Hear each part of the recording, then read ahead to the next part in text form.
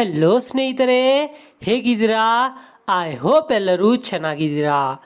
ನೀವು ಕರ್ನಾಟಕದಲ್ಲಿ ಒಂದು ಒಳ್ಳೆಯ ಮತ್ತು ಪ್ರತಿಷ್ಠಿತ ಕಾಲೇಜಿನಿಂದ MBA, MCA, MTech ಅಥವಾ ಮಾಸ್ಟರ್ಸ್ ಆಫ್ ಆರ್ಕಿಟೆಕ್ಚರ್ ಕೋರ್ಸ್ಗಳನ್ನು ಮಾಡುವ ಕನಸಿದ್ದರೆ ನಿಮ್ಮ ಈ ಕನಸನ್ನು ನನಸಾಗಿಸಲು ಸಹಾಯ ಮಾಡುವುದು post graduate common entrance test ಅಂದರೆ PGCET.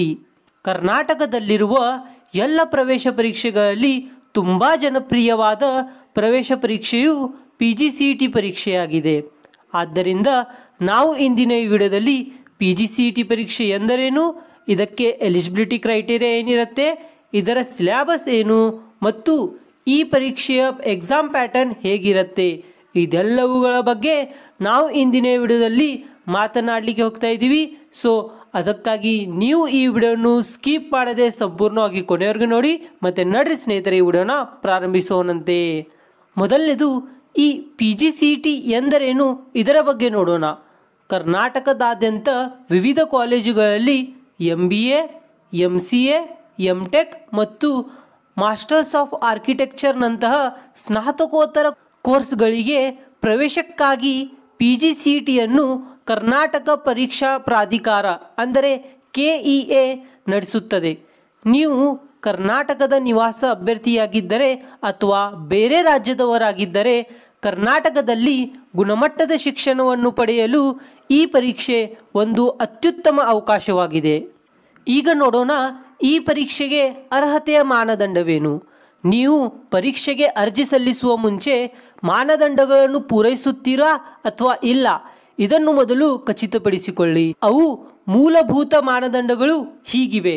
ನೀವೇನಾದರೂ MBAಗೆ ಅರ್ಜಿ ಸಲ್ಲಿಸ್ತಾ ಇದ್ದರೆ ನೀವು ನಿಮ್ಮ ಪದವಿಯಲ್ಲಿ ಕನಿಷ್ಠ ಪಕ್ಷ 50% ಅಂಕಗಳೊಂದಿಗೆ ಪಾಸ್ ಆಗಿರಬೇಕು.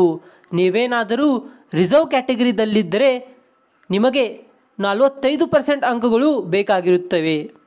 ನೀವು ಅದೇ ತರಹ MCAಗಾಗಿ ಅರ್ಜಿ ಸಲ್ಲಿಸ್ತಾ ಇದ್ದರೆ ನೀವು ನಿಮ್ಮ ಪದವಿಯನ್ನು ಮ್ಯಾಥಮೆಟಿಕ್ಸ್ ಅಥವಾ ಸ್ಟ್ಯಾಟಿಸ್ಟಿಕ್ಸ್ ಅಥವಾ ಕಂಪ್ಯೂಟರ್ ಸೈನ್ಸ್ ವಿಷಯಗಳೊಂದಿಗೆ ಕನಿಷ್ಠ ಪಕ್ಷ 50% ಅಂಕಗಳೊಂದಿಗೆ ಪಾಸಾಗಿರಬೇಕು.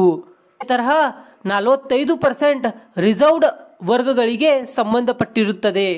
MTech ಅಥವಾ ಮಾಸ್ಟರ್ಸ್ ಆಫ್ ಆರ್ಕಿಟೆಕ್ಚರ್ಗಳಿಗೆ ನೋಡಿದರೆ ನೀವು ಮಾನ್ಯ ಪದವಿದೊಂದಿಗೆ ಗೇಟ್ ಅಥವಾ PGCET ಸ್ಕೋರ್ ತುಂಬ ಮುಖ್ಯವಾಗಿರುತ್ತದೆ. ಈಗ ನಾವು ಈ ಪರೀಕ್ಷೆಯ ಪ್ಯಾಟರ್ನ್ ಬಗ್ಗೆ ಮಾತನಾಡೋಣ. PGCET ಇದು ಕಂಪ್ಯೂಟರ್ ಬೇಸ್ಡ್ ಪರೀಕ್ಷೆಯಾಗಿದೆ. MBA ಅಭ್ಯರ್ಥಿಗಳಿಗೆ 100 ಬಹು ಆಯ್ಕೆಯ ಪ್ರಶ್ನೆಗಳು ಇರುತ್ತವೆ. ಈ ಪ್ರಶ್ನೆಗಳಿಗೆ 120 ನಿಮಿಷಗಳು ಕೊಡಲಾಗುತ್ತದೆ. MCA ಅಭ್ಯರ್ಥಿಗಳಿಗೆ 80 ಬಹು ಆಯ್ಕೆಯ ಪ್ರಶ್ನೆಗಳು, ಹಾಗೆಯೇ ಇದಕ್ಕೆ ಒಟ್ಟು ಸಮಯ 120 ನಿಮಿಷಗಳು ಇರುತ್ತವೆ. ಅದೇ ತರಹ MTech ಅಥವಾ ಮಾಸ್ಟರ್ಸ್ ಆಫ್ ಆರ್ಕಿಟೆಕ್ಚರ್ ಅಭ್ಯರ್ಥಿಗಳಿಗೆ 75 ಬಹು ಆಯ್ಕೆಯ ಪ್ರಶ್ನೆಗಳು ಇರುತ್ತವೆ. ಇದಕ್ಕೆ ಸಮಯ 150 ನಿಮಿಷಗಳು ಕೊಡಲಾಗುತ್ತವೆ. ಈ ಪರೀಕ್ಷೆಯಲ್ಲಿರುವ ವಿಶೇಷತೆಯ ಬಗ್ಗೆ ಮಾತನಾಡುವುದಾದರೆ ಇದರಲ್ಲಿ ನೆಗೆಟಿವ್ ಮಾರ್ಕಿಂಗ್ ಇರುವುದಿಲ್ಲ. ಈಗ ಬರುವುದು ಈ ಪರೀಕ್ಷೆಯ ಸಿಲೆಬಸ್. ಯಾವುದೇ ಅಭ್ಯರ್ಥಿ ಪರೀಕ್ಷೆಯಲ್ಲಿ ಯಶಸ್ವಿಯಾಗಬೇಕೆಂದರೆ ಅವನಿಗೆ ಪರೀಕ್ಷೆಯ ಸಿಲೆಬಸ್ ಬಗ್ಗೆ ಅರ್ಥವಾಗಿರಬೇಕು. ಆದ್ದರಿಂದ ಈ ಪರೀಕ್ಷೆಯ ಸಿಲೆಬಸ್ ಹೀಗಿದೆ. MBAದವರಿಗೆ logical reasoning, quantitative ability, general knowledge ಮತ್ತು ಇಂಗ್ಲಿಷ್ ಆಗಿರುತ್ತದೆ. MCAದವರಿಗೆ mathematics, analytical ability, logical reasoning, computer awareness ಇವೆಲ್ಲ ವಿಷಯಗಳು ಆಗಿರುತ್ತವೆ. MTech ಅಥವಾ ಮಾಸ್ಟರ್ಸ್ ಆಫ್ ಆರ್ಕಿಟೆಕ್ಚರ್ ಇದರಲ್ಲಿ ನೀವು ಆಯ್ಕೆ ಮಾಡಿದ ಸ್ಪೆಷಲೈಸೇಷನ್ ಆಧಾರದ ಮೇಲೆ ವಿಷಯ ನಿರ್ದಿಷ್ಟ ಪ್ರಶ್ನೆಗಳಿರುತ್ತವೆ.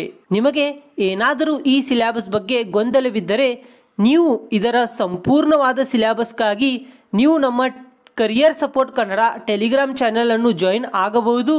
ಅಲ್ಲಿ ನಾವು ಈ ಪರೀಕ್ಷೆಯ ಸಿಲೆಬಸ್ PDF ಅನ್ನು ಅಪ್ಲೋಡ್ ಮಾಡಿದ್ದೇವೆ. ಲಿಂಕ್ ಡಿಸ್ಕ್ರಿಪ್ಷನ್ನಲ್ಲಿದೆ.